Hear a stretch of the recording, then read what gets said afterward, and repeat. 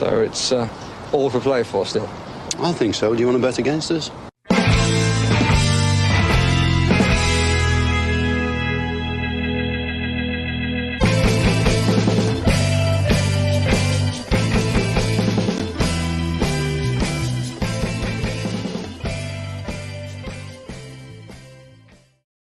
Happy Wednesday, everybody, and welcome to For the Love of Paul McGrath podcast.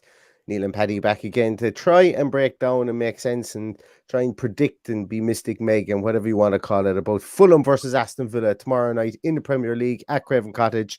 And a game, I think, as the tagline that I said for this podcast was, this could be a game whereby, you know, we could be limping into this game, or it could be a lame duck manager, or it could be a make or break game for the manager. And I know, look, I can even feel them. I'm not looking at the comments already. I can feel people saying, doesn't matter, we want Gerrard gone. That's fine. Look, we will have tons of podcasts talking about whether Gerrard is in or Gerrard is out. Today, we're going to focus on the game ahead in Fulham and Aston Villa with a small bit of, obviously, what we would like to see tallied in there as well. But Paddy, how does this Wednesday find you? Finds me good. Not optimistic in any way, but good. I'm just off a game of indoor football, and we're having a torrential downpour here at the moment. There's a weather warning in place. Wild. So stay safe out there, everybody. About all we can say. It worries me a little bit for my flight on Sunday. I hope everything's cleared up by then. I did kind of suggest to my son earlier in the evening that we give Sunday a miss, but he wasn't having any of it. Best to look at that one, Paddy. Best to look at that one. He knows that with performances the way they are, that queues at the Villa shop will probably be less chaotic than they normally are. He's playing you like a fiddle, Paddy. He's playing you like a fiddle. He's more money than I have, so he'd be buying them all himself. But Paddy, do you know what? I'm looking at the comments here. Let's bring a bit of levity to the situation, a small bit of humor to it. James Cartwright. I knew you were going to put that one on in the bat, which I now time whenever you go live. Well, that's where we can see him.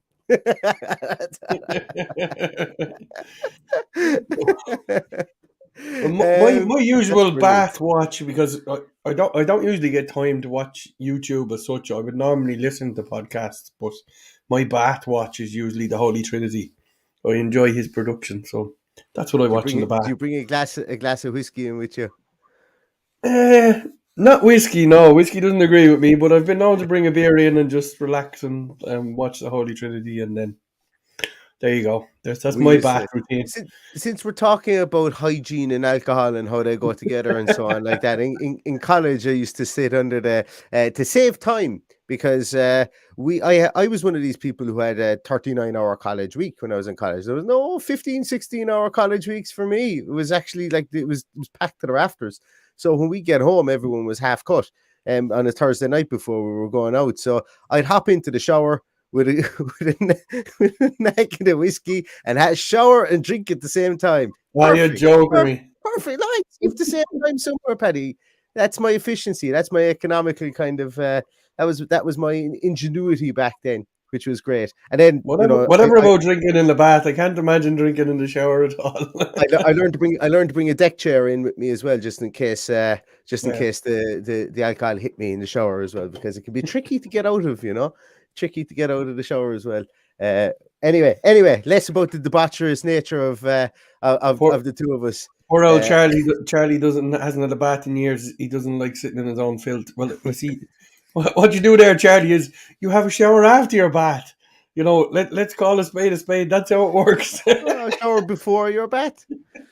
If he doesn't want to be sitting in his own filth. You can do that too. Where has this podcast gone already?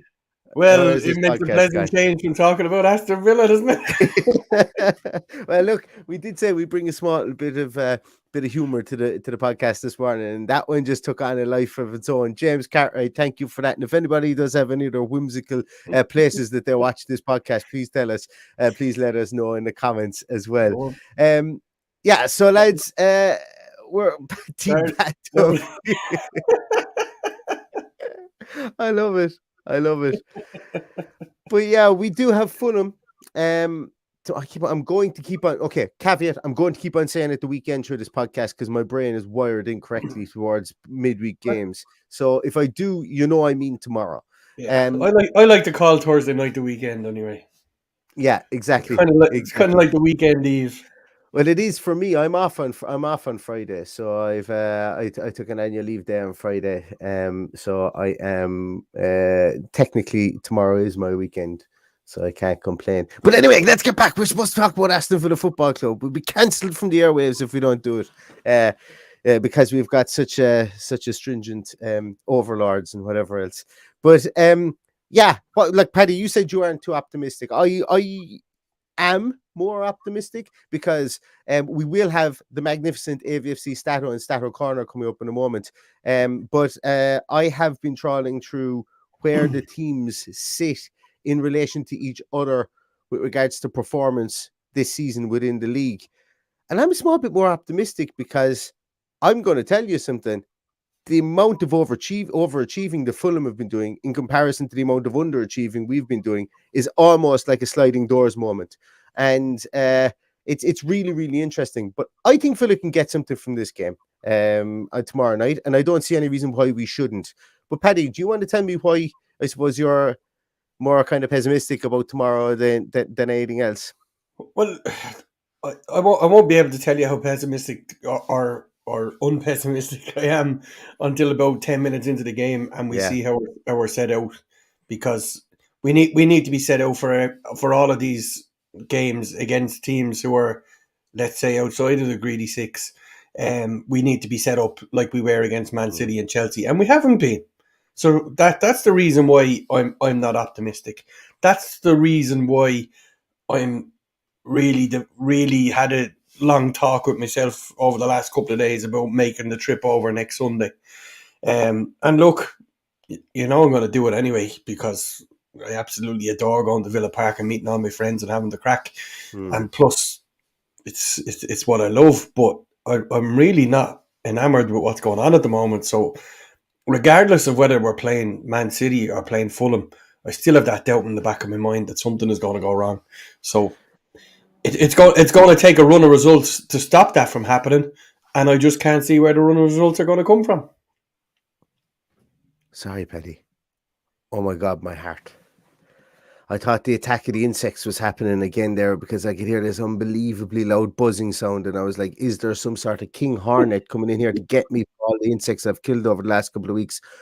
My printer was just having a bit of a meltdown on top of... Oh, my heart is lit. I was there. Where the hell is this buzzing coming from with the storm that's going on outside? I didn't know it was a tree after falling on my cabin here or whatever. Sorry. Oh, my God. Heart attack city here. But anyway, Paddy, you mentioned something there about, let me think. Oh, yeah, I did have a whimsical response to you there as well. Look, you were saying about whether you were going to go over or not, and you've got your 17-year-old son that's going to go over with you. And I was going to say, take yourself back to my boat. Take yourself back to when you've got a 1, 2, or maybe a 3-year-old child. And these trips were as infrequent back then, Paddy.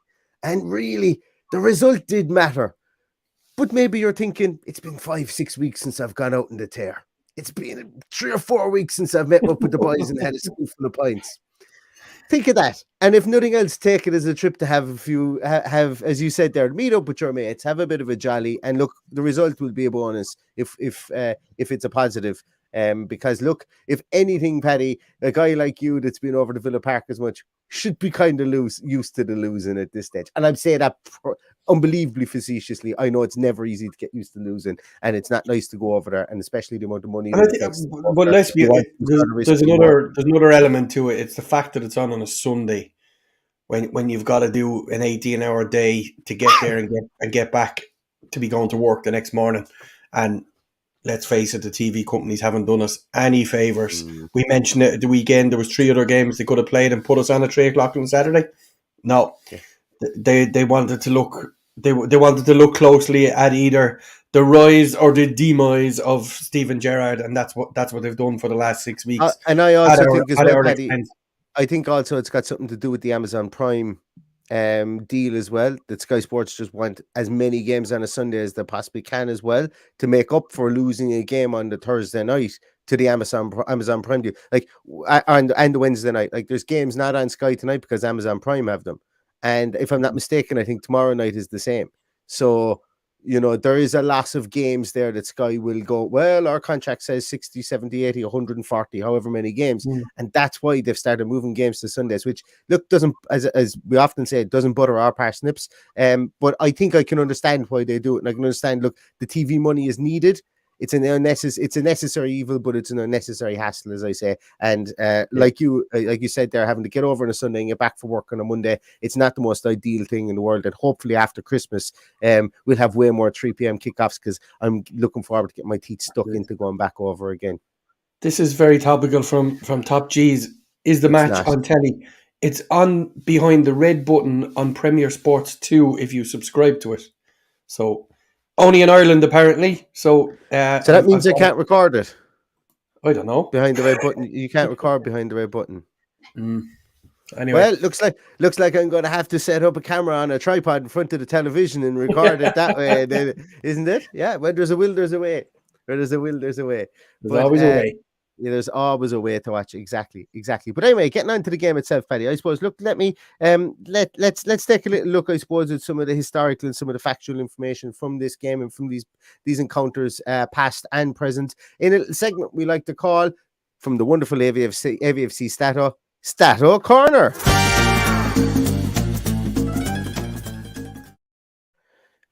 There we go. Stato Corner. Today is, as we always say, brought to you guys by AVFC Stato, the wonderful AVFC Stato. And he has a Patreon page actually at the moment. Just after popping into the back of my mind there, if you guys do like the statistics that he brings, you know, and you can support him on that Patreon page as well. We have a Patreon page as well. I think it's still going. But it's just throwing that one out there too. But let's take a little look at some of the statistics that we have and we are bringing to you today from AVFC Stato. And the first one is that Aston Villa won 3-0 in their last away game against Fulham in September 2020. They have never won consecutive away games against Fulham before. Paddy, why is that 3-0 win against Fulham in September 2020? Why is that a momentous night that should go down in folklore for Aston Villa Football Club?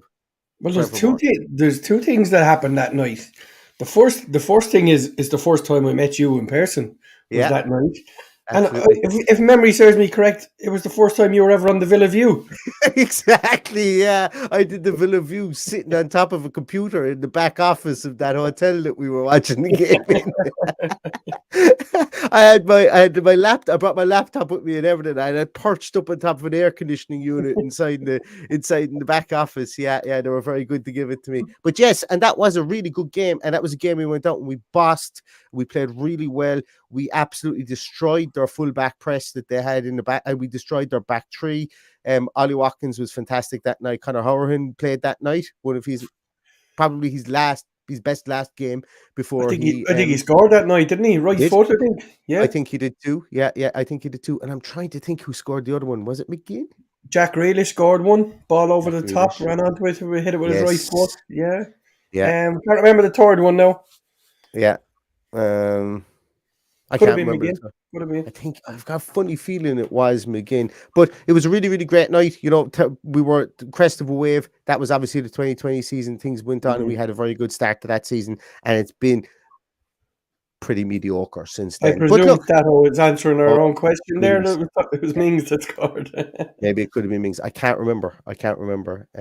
But a really good night, and we would be hoping and praying for another game like that again, another night like that again. But it hasn't always been rosy for Aston Villa against Fulham, because Aston Villa won home and away Premier League games against Fulham the last time the sides met in 2021-2022. The last won 3 in a row against the Cottagers in October 2020 or 2004. And since the start of last season, Aston Villa have lost 7 of their 8 Premier League away games against London sides, with the exception being a 2-1 win at Crystal Palace. They've conceded in each of their last 12 top-flight visits to the capital, but on the other hand, have only failed to score in 1 of their last 17. So pretty much history tells us there will be goals. Both teams to score in this game is probably the bet. If anybody is a wagering person here, and always bet responsibly. But that's an interesting statistic here that I thought was that Stato provided. Also, Fulham have won just 2 of their last 17 midweek Premier League games, drawing 7 and losing 8, but did beat Brighton 2-1 in their only such game so far this term. That was a really interesting game because it was like there's a correlation in Fulham, and this is going to sound amazingly obvious, but if you allow Fulham create chances, they will win games. So they will score goals. Against Bournemouth at the start of the season was a 2-2 draw. They created 12 chances. They scored 2 goals. Against Brighton, they created 8 chances. They scored 2 goals. Forest, they beat Forest. They beat Forest, should I say? They created 12 chances, and they beat Brentford, and they created 12 chances as well. So what I'm saying here is that they will score goals if we allow them to create chances. In the other games, they've been stifled, only creating 2, 3, 4 chances a game. They haven't looked like they've been in those games at all. So really important that we would do that they do have a goal in them as well. But as I say, that Brighton game was what brought that statistic, that piece into the back of my mind there when we were reading it too.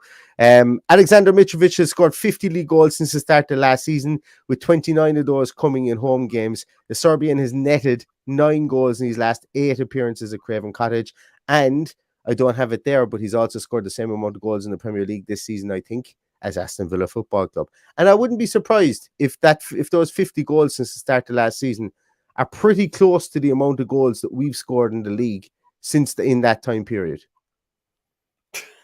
I wouldn't be surprised. I think we got 46 goals in the league last season, if I'm not mistaken, plus 7 makes us 53. I'm open to correction on that. That's just something from the back of my mind. But scoring goals is going to be pivotal in this one. They have a goal scorer. They have a spearhead to their attack. We're searching for an attack of any shape or form, and I think that's the interesting piece here. Also, congratulations to obviously my favorite player, always has been my favorite player for Aston Villa, Ashley Young, who's going to become like this. This is the active Premier League players at the moment, but of the players currently playing, he's going to be part of the 400 club in the Premier League. And I think that's actually a fantastic statistic when you consider he was out of the league for 3 years, I think, wasn't it? He's still going to make 400 appearances. Obviously, he's been used off the bench an awful lot last season. Whereas, he's hunting down Jordan Henderson's league appearances total there as well. I would imagine he would surpass that by the end of the season, provided that Henderson, provided the Liverpool midfield gets fit again. But yeah, it's going to take some going to reach the likes of James Milner. But fair play to him. 37 years of age, has been our outstanding player, I think, this season, or what I would say is our most consistent player, more so than our outstanding player this season. And you have to give him the plaudits. We call players out when they're not performing, and even though as I say, I have said that I didn't think he was up to it this season, I've been proven wrong, and I've no problem saying it. But because it's all to the benefit of Aston Villa. None of these podcasts are ever to the benefit of myself or Paddy. We all only ever want the benefit of Aston Villa, and that is something that should ring true from these podcasts, and I hope it does. So thank you very much once again to AVFC Stato. I know I didn't use all the statistics. He actually gave me, I'd say Stato must have given me about 25 statistics, but I only had 6 or 7 slides today. So I do appreciate you and all the work that you do in giving us those statistics. As I said, he does have a Patreon page as well, guys. You can go find it. He's the only AVFC Stato out there. If this is something that you enjoy, please consider him for a Patreon pledge. And that ends our segment that we like to call Stato Corner.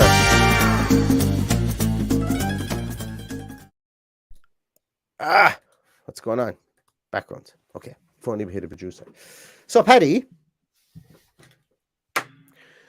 Aston Villa, who the hell are we going to play up top tomorrow? Well, I should hope the team is more or less the same as it was the other night, depending on injuries. I don't see him making it. Well, this is Steven Gerrard. He can do whatever he likes, but as far as I'm concerned, I'd leave the team the way it is if we've no injuries. We've no fresh injuries, sure we haven't? No. If anything, we're getting healthy. Praise the Lord, we're getting healthy. But, yeah, so for me, the team stays the same. We play exactly the same way we did against Chelsea, and if we do that, we win. But whether we do that or not, that's down to Mr. Gerrard, who I have very little faith in. So I don't know what way. I'll be at 7 o'clock tomorrow evening when we see the team, or 6:30 tomorrow evening when we see the team sheet. Is it a 7:45? 7:30 kickoff. 7:30 kick? Is it 7:30 kick? Okay, sweet. Even better. Yeah, Well, we will definitely be here with the team sheet tantrum for that at 6:20 tomorrow anyway. So, but you guys knew that. You guys would be here anyway. You're always here. That's just fantastic. That's why we love you. And I think I'm of the same opinion. I actually think that he doesn't go with the same top three, but I have no idea who he goes with. And I think that I think that he genuinely believes the moment the magic piece, and that he's going to rotate people in that front three. I don't know why he would do it, but I think he will. It's just, to me, as I say, he's going to feel like he has to roll the dice. He must know. Like, sorry, when I say that, he must know. It's not as if it's an open secret or anything like that, or it is an open secret, should I say, that he is under pressure. But like, does an under pressure manager just go out and play the same team regardless of the team they're playing against? Like that team would have been set up to massively counterattack against Chelsea, and it did it to good effect. And in fairness, as we've said beforehand, the two goals we conceded were both mistakes from our players. But the biggest problem we have so far this season, when you take every single game into account, is we can't hit the back end of a banjo with at the other end of the field, and we proved that. And when I look back at it again, Leon Bailey and Danny Ings' headers were just bad. You know, they were right. Like there was no technique used, and they looked like players who felt that they had to do more to score than they actually did. At least one hit the target. That's it. Well. We're going to go down the Dan Ronaldson route here of, if it hits the post, does it hit the target? If anybody listens to Claret and Blue, there was an absolutely brilliant podcast about 6 months ago, and it must have gone on for 20 minutes about whether hitting the post is on target or not, or why it shouldn't be. But yeah, hitting the post from 4 yards is not hitting the target. If you hit a rasper from 40 yards and it hits the bar, I'd say, you probably hit the target. So there's a grey area there. But look, we created the chances, a lot more chances than we have been doing. The game was there to be won. We could have went and won at the weekend, and I think if we play the same way, we win. I think if he shakes it up again, I will lose complete respect. If I haven't lost already, I'll lose complete respect. We have to be going out to win that game exactly the same way we did against Chelsea. We need a win. We need 3 points. We need 3 points at the weekend as well. We need to put as much of a game up as we can to Man United, and I keep forgetting the Newcastle game is in the middle. Man United, Newcastle and Brighton. So that's not a murderous row of games. They're games that we can go and take points from. So he has no excuses when the World Cup rocks up. He needs to be in a much better place. And somebody made a comment there, you were in full flow, so I lost it. But chances are, if we lose tomorrow, we're in the bottom three. Yeah. And that's a bad look. That is a no, bad it's not even a bad look. It's bad management. It's bad playing. It's bad. It's bad. Yeah. It's But bad everything. When I say bad look, it's a bad look on Steven Gerrard and Steven Gerrard alone. For me, it's just like he keeps talking about getting progressively better, getting us a year later into the bottom three. I'm sorry, it'll be time to go. Thanks very much, Fred Redden. Good to see you back. Thanks a million for the super chat, Fred Red. And Fred asked a great question there. Can a new manager even salvage this current squad, Paddy? I believe they can. So do I.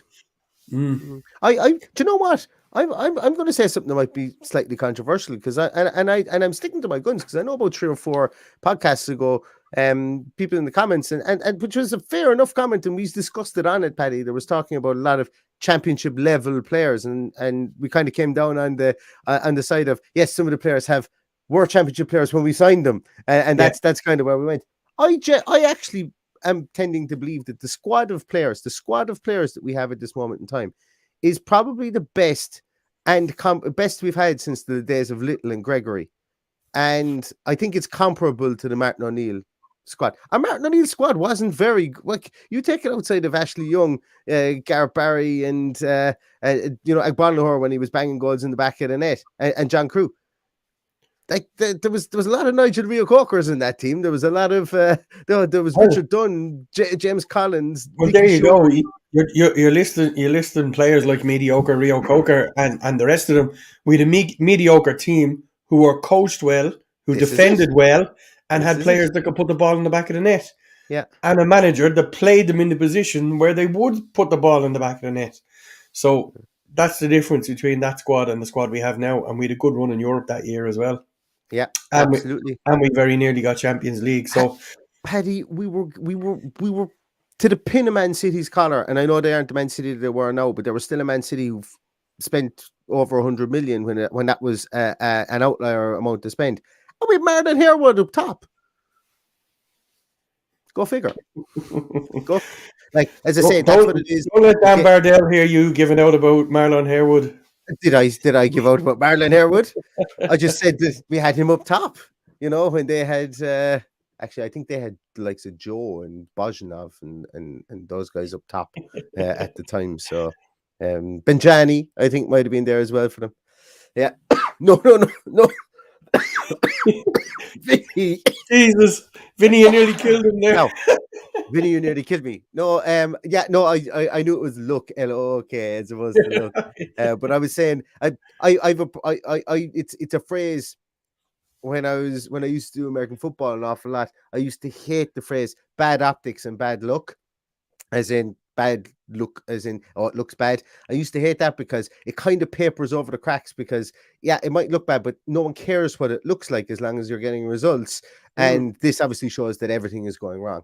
It shouldn't be a case where you should be hiding things from people if they don't see it. That's what I hear when I hear the phrase bad look. Because it obviously means that you're trying to hide something from somebody. But it's like a team celebrating being in the top four and the team behind them having 4 games in hand. No, it looks better than it is. But in this case, I think once he slips into the bottom 3, that's the end of it. Not that I want that to happen. I want us to win every game. I want him to succeed. I absolutely want him to succeed because if he succeeds, we succeed. I don't want someone coming into it to have to resurrect a shit show in January or whatever that is. So yeah, I want us to win every game. I'd never want to win a game. Never once. Unless I was playing against them or something. That would be the only reason I would want them to lose. Yeah. Which is not going to happen at this stage. Well, Ashley Young, Paddy. Ashley Young. Never. If only I was Ashley Young's age, Neil. Yeah. But no, I think I agree with you as well. Look, I agree that, and I'm going to continually state this in the podcast. I do not want Aston Villa to win if it means just to allow our manager depart the scene. Never will be me. I'm just not going to be that guy. I'm not saying that anybody is wrong to be that person. I've said it and I've been on record as saying it a long time ago. I don't care who's in the I don't care who plays for us. I don't care who's in the dress. Well, I do from a morality point of view, but from an actual I don't care if Steven Gerrard turns this around and gets us into the Champions League over the next 2 years. If he does, brilliant. I'll scream his name from the rafters. I just want Villa to win. Don't really care who's in the dugout. I just want them to win. If Mr. Blobby does it, fantastic. Okay. I'll wear a Mr. Blobby t-shirt all day long. Neil, Micah Richards is back in the chat again tonight. Micah, good to see you.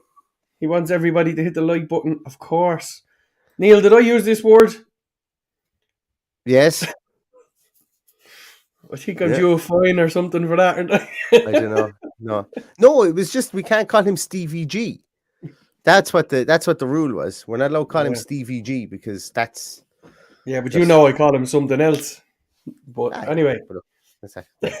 It is. Mr. Gerrard. Mr. Gerrard, exactly. Mr. Gerrard.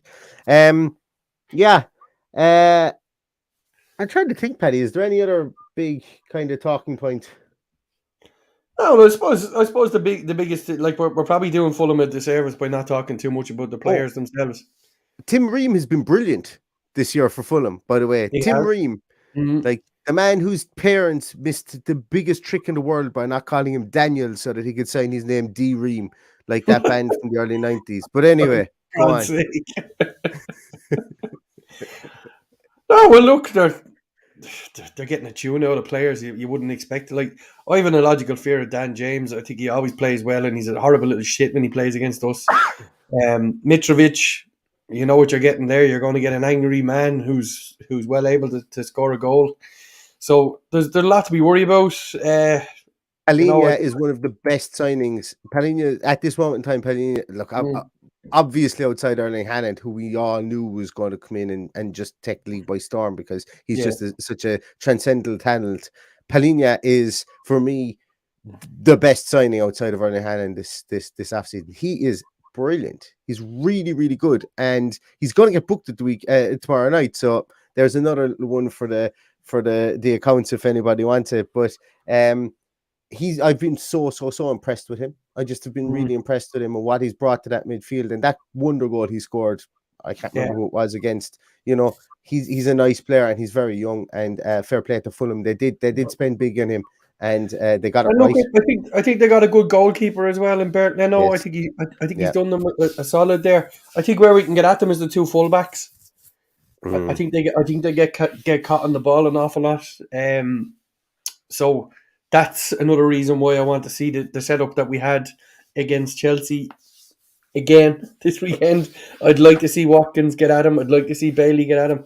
If they're fully fit, I think they could do damage there.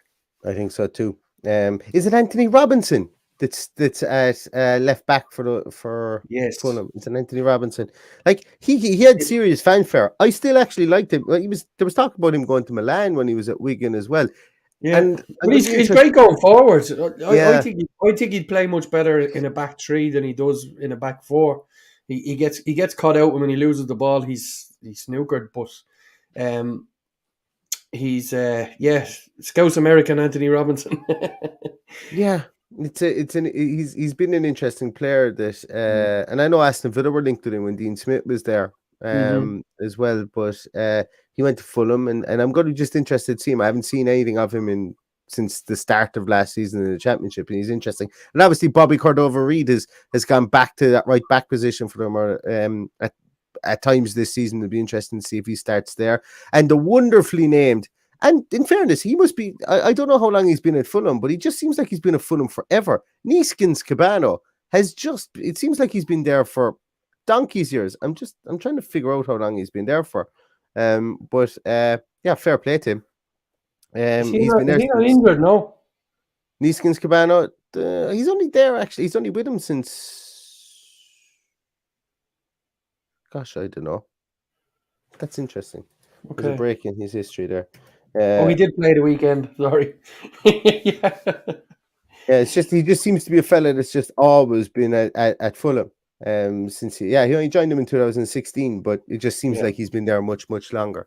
But look, they're a team that are outperforming themselves. When you look at any of their statistics, when you look at their expected goals, their expected goals mark, they've got an expected goals mark that's the second worst in the league at 5.16. And believe it, Aston Villa's expected assists mark is at 5.16 assists per game, which is 19th. And then Aston Villa comes in at 8 in the XA mark. And that's basically the quality of their play in the final third. Aston Villa are not anywhere near that because Aston Villa have only got 4 assists all season, and Fulham were only supposed to have 5 assists this season, and they've got 11. So it's complete sliding doors moment, as I say. Fulham are outperforming themselves by 100%, and we're underperforming by 100% when it comes to the creativity. And this isn't news to anybody else, but it's interesting when the statistics back up what we can see on the field as well. You know, Fulham have scored 16 goals this season. That puts them the 7th highest scoring team in the league this season. Aston Villa, second lowest, joint second lowest, and Wolves are below us. And it's interesting because Aston Villa have only created, let me just see it here. Aston Villa have created 80 chances Aston Villa have created 80 chances in their 10 games this season. Fulham have created 79 chances. And when you look at the amount of passes and touches that Aston Villa and Fulham have had, Aston Villa have had almost 700 more touches and have had over 600 more passes per game. So when you take all that into account, we've more touches, we own the ball more, we've a better possession rate, we've a better an Aston Villa's possession rate for anybody who's out there. We've 50. We're just tipping onto the 50% possession rates over the course of our games this season, whereas Fulham only have 44.6. What I'm getting at here is that for the amount of ball that Fulham have had, they've done way more with it than Aston Villa have. And Aston Villa have been obviously ponderous with the ball and a lot of passing the ball backwards and around in between each other. I don't need to tell you that. It's just interesting when the stats bear it out as well, which is really, really interesting. Paddy, I'm going to ask you for a prediction. At the moment, you never ask me for a prediction in the preview unless I'm not going to be on the team sheet tantrum. At the moment, I'm going 2-2. But if we play the same team as we did last weekend, I think we're going to win 3-1. I think it's going to be Aston Villa. I think Aston Villa are going to score 2 goals in this game. It's just going to have to happen at some stage. We can't have 7 players. I think he is going to pigeonhole Philippe Coutinho in there somewhere, and somebody's going to be pissed off along the line. And it'll probably be at the expense of Danny Ings, which will piss me off when the team sheet tantrum is on. So that's what I think he'll do. I think he will switch it up and put one of our little magicians in there to try and do a job. When there's absolutely no need, because what we did last weekend was absolutely fine with me. Steve McBride asked, but where are those passes? How many forward passes and how many in the final third? I don't have a number for how many we have in the final third. From memory, it was over 60% of our passes are in the final third of the field. And of those 60% of our total amount of passes, 79.3% of those are... the percentages of 79.3% is what is the statistic I found of our passes occur in the attacking third of the field. That's mental. I must go back and check that because I've written down here on a piece of paper. Pass success percentage. Sorry, I can't read my own writing. Pass success percentage in the attacking third, 79.3%. I apologize. I'll try and find that number for you, Stephen. How many of them are in the attacking third? And it is an interesting one. I saw it. I didn't write it down, and I remember thinking it was quite a high number. They obviously don't count crosses as passes, do they? I don't know. It doesn't seem to be. Just for argument's sake, guys, Wolves have created 95 chances this year. Aston Villa have created 80. Wolves have only scored 5 goals, and they're the lowest scoring team of the team this season. So when the lowest scoring team is creating more chances than you, I've been hovering over this segue till you started to speak about Wolves. But what do you make of the rumours that Beale is on the radar? Do you want my honest answer?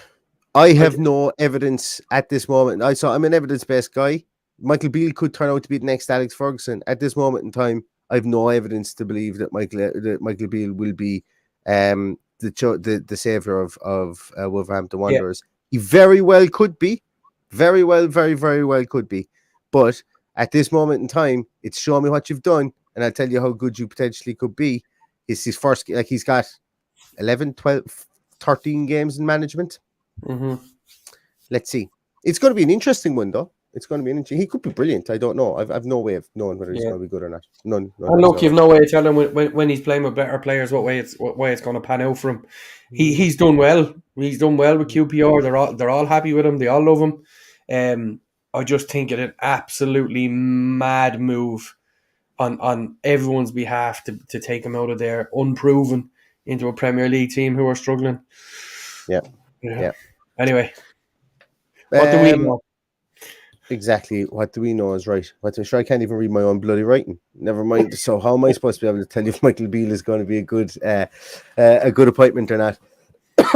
But anyway, listen, everybody, thanks so much for your time today. Really appreciate it. If you do like the podcast, can you just click the thumbs up on YouTube?